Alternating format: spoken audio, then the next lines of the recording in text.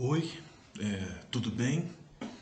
Meu nome é Carlos, eu sou corretor de redações desde 2018, sou professor de língua portuguesa e de redação também.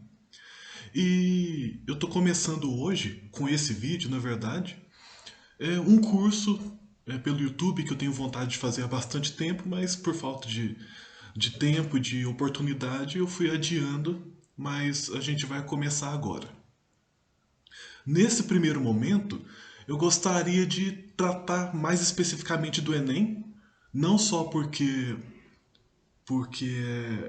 é com o tipo de redação que eu mais lido, mas também por ser um texto, um tipo de texto mais fácil de lidar, tipo de texto mais genérico, digamos assim.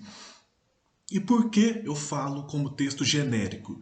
Porque apesar de a gente não praticar tanto no dia a dia a escrita, a forma escrita da argumentação, da dissertação argumentativa, é o tipo textual que a gente mais pratica oralmente.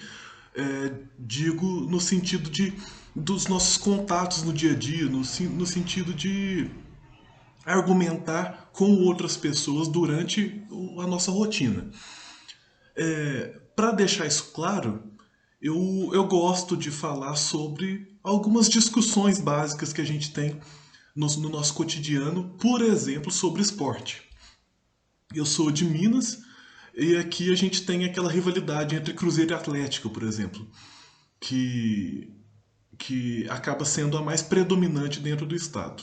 Claro que a gente tem de times de outros estados também, mas vamos partir deles porque quando a gente tem apenas duas variáveis, fica bem mais fácil explicar.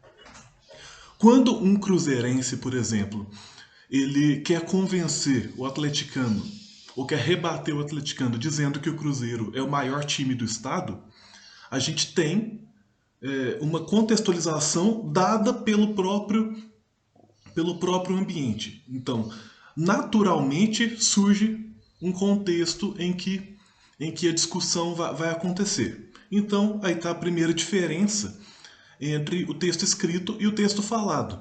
No texto escrito, se você não der um contexto, fica incompleto, digamos assim, é, a, fica incompleta a situação de aplicação do texto. Enquanto no texto oral, meio que a própria, o próprio contato social dará o contexto na maior parte das vezes. Partindo dessa ideia de que o cruzeirense quer convencer o atleticano ou rebater o atleticano, a gente pode pensar, por exemplo, na construção de uma tese, em que, por exemplo, o cruzeirense diz: o Cruzeiro é o maior time de Minas por motivos X e Y. Então, estabelecendo uma comparação entre o texto escrito e o texto falado, você, no texto escrito, teria que desenvolver uma contextualização e, em seguida, uma tese que eu prefiro tratar de dois elementos. E no texto falado, você tem o contexto dado pelo contato social e, no exemplo que eu estou dando, também uma tese com dois elementos.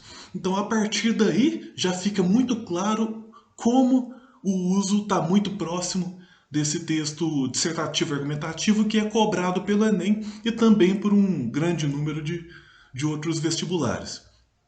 A partir dessa introdução, a gente precisa ter um desenvolvimento, porque nós não somos convencidos apenas por afirmativa simples.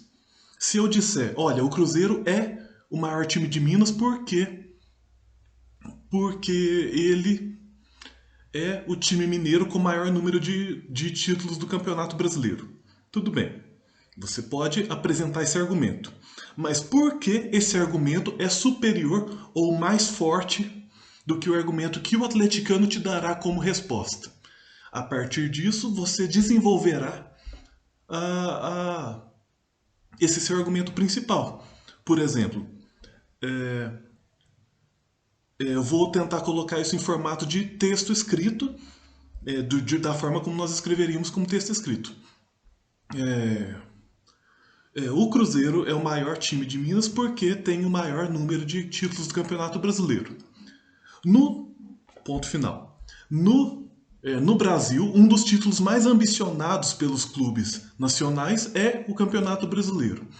Tanto que, para alcançar a Libertadores da América, que é o maior título continental que nós podemos disputar, são ofertadas 6 vagas a partir do Campeonato Brasileiro. E isso por si só significa que, dentre os times nacionais,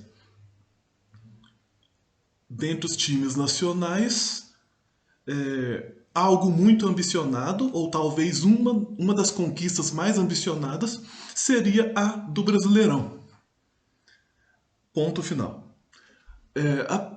Com essa construção, nós observamos que, apesar de eu estar artificialmente colocando uma ideia que seria expressa oralmente dentro de um texto escrito,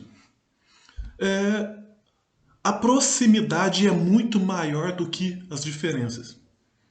Então, com essa ideia de que o texto de Enem, o texto dissertativo e argumentativo, que a maior parte dos alunos, dos egressos de escola, estão tentando prestar, nós temos uma proximidade com a realidade que às vezes a gente não tem com outros gêneros.